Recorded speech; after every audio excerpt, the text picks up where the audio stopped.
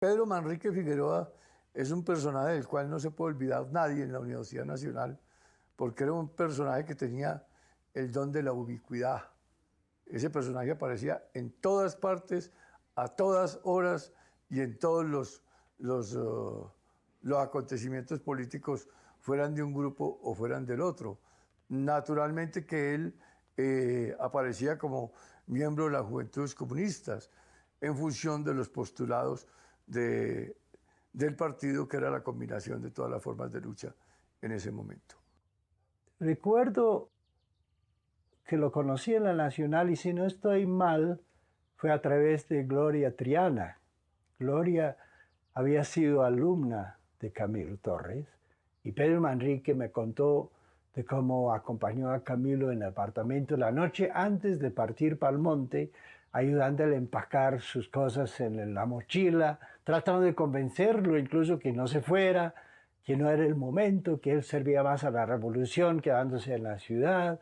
Pero ese mismo cuento me lo habían contado pues unas docenas de personas. En los años 60 y 70 hay como un boom, dijéramos, de el desarrollo de las ideas revolucionarias en nuestro país, que viene de mucho más atrás, viene inspirado en la Revolución de Octubre, pero en los años 60 y 70 ocurre el fenómeno de Cuba en nuestro continente y se ve como la factibilidad de que se pueda hacer la revolución en español en un país subdesarrollado, y se crea la ilusión de que la revolución no es una cosa muy difícil, sino que en algunos casos algunos grupos políticos pensaban que estaba a la vuelta de la esquina.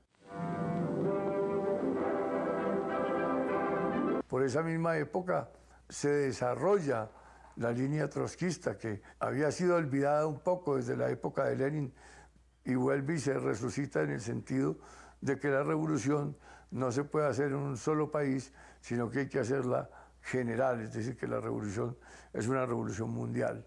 Esas tres líneas comienzan a ganarse la conciencia de los estudiantes y de los obreros, que propendían por cambiar pues la sociedad hacia un régimen socialista. Igualmente, en ese momento surge un fenómeno muy interesante. Puntos de vista encontrados.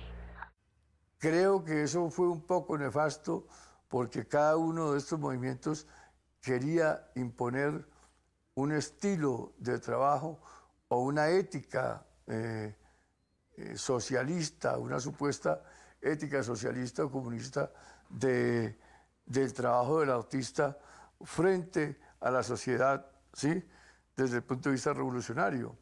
Y en ese sentido, por ejemplo, fue muy nefasto que en nuestro país, tanto desde el teatro hasta en la pintura y en el cine, se decía que si en las obras la clase obrera no estaba triunfante, pues no eran obras revolucionarias. Se imponía como ideología dominante la del realismo socialista, y el realismo socialista era una especie de iglesia fuera de la cual no había salvación. Yo escribí un brevísimo texto en Documentos Políticos, revista de la cual yo era responsable, refiriéndome de manera no muy técnica, sino más bien casi lírica, a las obras de Negret. Mi publicación era, en el fondo, no tengo por qué ocultarlo, una provocación a la discusión polémica en el partido. Para la edición 119 había ya una carta muy dura de un grupo de militantes, artistas, en contra de lo que yo había escrito, y más o menos decían pues que yo estaba haciendo dentro del partido el juego a unas concepciones reaccionarias imperialistas en materia estética. Exigían, dentro de esa concepción conservadora del arte, considerar la figuración, la savia del pueblo en el arte. Pero como decía Gramsci, a la obra de arte no hay que pedirle más que arte. La dirección del partido consideró que debía poner un punto final a esta discusión.